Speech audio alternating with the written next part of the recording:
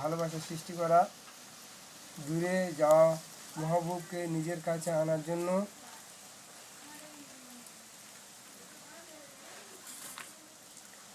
দূরে চলে যাওয়া মহবুবকে হাজির করা, মহব্বতের প্রতিতা,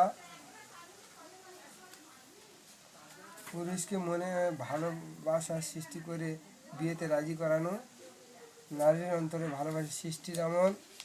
স্বামী স্ত্রীর মধ্যে ঝগড়া লড়াই দূর করার তাবিজ নিয়ে কাউকে নিজের প্রতি দেওয়ানা করার জন্য,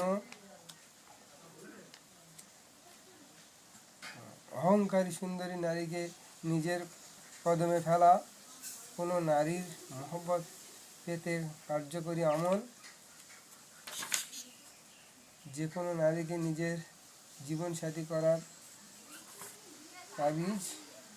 ইশকে মহব্বতে কাউকে আপন করা, আর নিজের মহব্বত যদি অন্য কোনো প্রতি আসক্ত হয় তার জন্য, স্বামীকে নিজের প্রতি আকর্ষণের জন্য,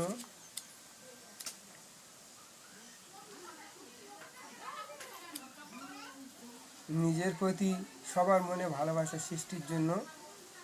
বিশেষ করে এই তাবিজটা যারা ব্যবহার